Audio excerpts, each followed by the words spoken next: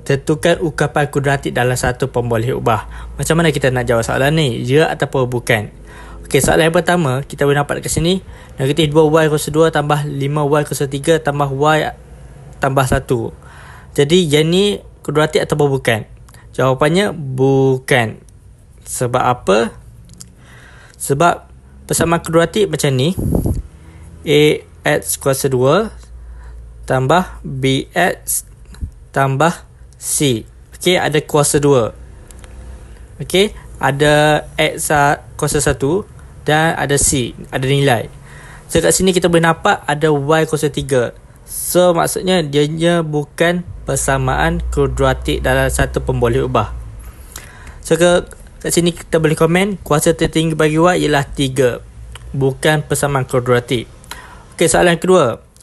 Kat sini kita boleh nampak 3y kuasa 2 tambah 9 per 2. Yang ni adalah ya. Sebab ada y kuasa 2. Kuasa 2 sahaja. Okey. So kita boleh komen dekat sini mempunyai satu pemboleh ubah.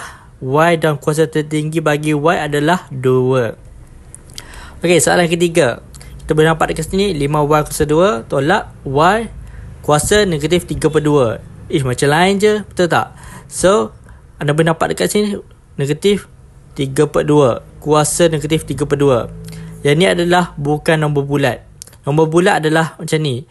Kuasa 3 ataupun kuasa 4 ataupun kuasa 5. Macam ni. Okey, ini adalah nombor bulat. Yang ni bukan nombor bulat. So, ini adalah bukan juga untuk persamaan kuadratik. So, kita boleh komen dekat sini. Terdapat kuasa yang bukan nombor bulat. Okey, sebab negatif 3 per 2. Bukan nombor bulat. Mudah je kan? Okey, soalan keempat D. Kat sini kita bernampak PQ kuasa 2 tolak 2Q tambah 10. Ada dua pemboleh ubah kat sini. Betul tak? PQ.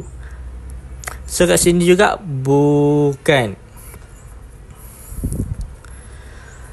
So kita boleh tulis komen dekat sini mempunyai dua pemboleh ubah P dan Q. So ini adalah jawapannya. Mudah je kan nak jawab soalan ni?